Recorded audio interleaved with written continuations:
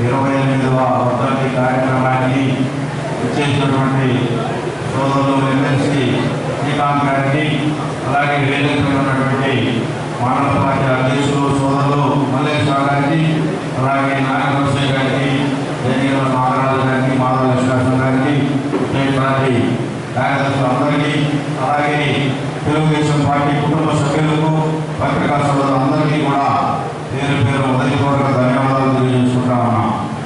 ఆ మహానుభావుడు ఏ ఒక్కరితో కాదు, పార్టీలకు అతీతంగా తెలుగువారు ప్రపంచంలో ఎక్కడైనా ఉన్నా అందరికీ కూడా గుర్తించే వ్యక్తి నందమూరి తారక రామారావు గారు. అటువంటి మీ అన్నగా, మీ తమ్ముడుగా ఈ నియోజకవర్గ గౌరవంలో భాగస్వామిగా ఉండి ఎక్కడ ఏ పేదవారికి కష్టం వచ్చినా మీ ఇంట్లో మంచిగా ఉండాలని చెప్పి సందర్భంగా తెలియజేసుకుంటూ, అదేవిధంగా లోకేష్ బాబు గారు మన నియోజకవర్గానికి వచ్చినప్పుడు మీటింగ్ లో చెప్పడం జరిగింది. ఈ నియోజకవర్గం పొడవు ప్రాంతం, మెట్ట ప్రాంతం, ఈ ప్రాంతంలో అనేక సమస్యలు ఉన్నాయి. యువకులందరూ కూడా హైదరాబాద్ బెంగళూరు పోయి బేల్దాపూర్ కానీ లేకపోతే బిజినెస్ చేసుకునే పరిస్థితి ఇక్కడ గ్రామాల్లో ముసుగు వద్దకి ఉండే పరిస్థితి లేదు. ఆ పరిస్థితులు పోవాలి. ఈ నియోజకవర్గంలో ఆర్థిక అభివృద్ధి, అందరికీ కూడా ఆర్థిక పరిస్థితి రావాలంటే ఈ నియోజకవర్గాన్ని పారిశ్రామికంగా ముందుకు తీసుకోవాల్సిన బాధ్యత రేపు తెలుగుదేశం పార్టీ ప్రభుత్వ హయాంలో కంపల్సరిగా ఈ నియోజకవర్గాన్ని బాగు చేసే బాధ్యత లోకేష్ బాబు గారిని తీసుకుంటారని చెప్పడం కూడా జరిగింది. మీరందరూ కూడా సోదరులారా, మేము అభివృద్ధి చేశాం కందుకూరు నియోజకవర్గాన్ని. ఎక్కడో మన హైదరాబాద్ బెంగళూరు తయారు చేసేవాళ్ళు కొంతమంది చెబుతా ఉంటారు.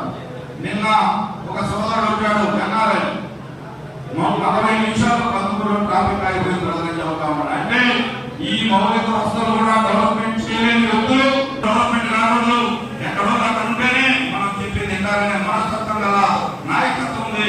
ఆ నాయకత్వాన్ని ఈ నియోజకవర్గం నుంచి పంపించాల్సిన బాధ్యత ఈ నియోజకవర్గ యువకులందరి మీద కూడా ఉందని చెప్పి ఈ సందర్భంగా తెలియజేసుకుంటా ఉన్నా. సోదరులారా, నేను ఒక నాయకుడు కష్టపడు, మన పార్టీ కష్టపడుతూను గ్రామాల్లో రేపు తెలుగుదేశం పార్టీ అధికారానికి రాలేదు. మీరందరూ కూడా గ్రామాల్లో ప్రతి నాయకుడు, మనందరం కూడా ఈ రోజు నుంచి 80 రోజులు కూడా ఎలక్షన్ లేదు.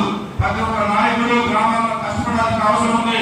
మీ అందరి బాగోగులు చూసుకునే బాధ్యత రేపు తెలుగుదేశం పార్టీ అధికారంలోకి వస్తే మేము తీసుకుంటామని చెప్పి ఈ సందర్భంగా తెలియజేసుకుంటూ, గ్రామాల్లో కూడా చిన్న చిన్న వర్గాలు కూడా అన్ని కూడా పక్కన పెట్టే రేపు ఈ రాష్ట్రానికి చంద్రబాబు నాయుడు గారి నాయకత్వం అవసరం ఉంది.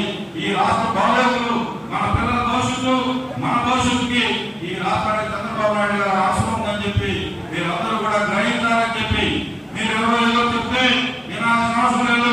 2024లో ఈ కందుకూరు నియోజకవర్గం నుంచి తెలుగుదేశం పార్టీ అభ్యర్థిగా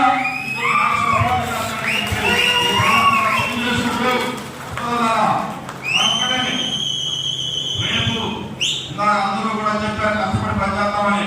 మనందరికీ కూడా రేపు తెలుగుదేశం పార్టీ జెండా ఎగరేయాలి.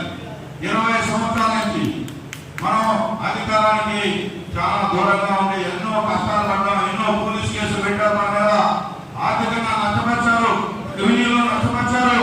అలాగే ఇక్కడ మన తమ్ములో కొంతమంది ఇబ్బందులు పెట్టారు, రకరకాల ఇబ్బందులు ఉన్నాయి. ఈ అన్నిటికీ కూడా పరిష్కారం 2024 మే నెలలో పరిష్కారం కాబోతుంది.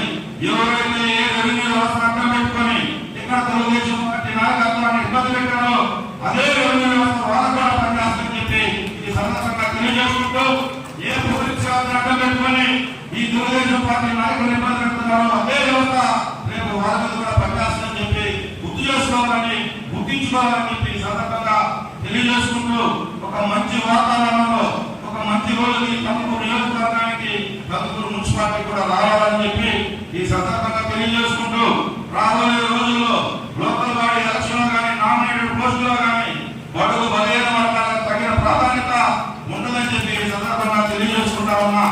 సోదరులారా, ఒక చిన్న వయసులో నాకు ఒక అవకాశం ఇచ్చాడు బాబు గారు.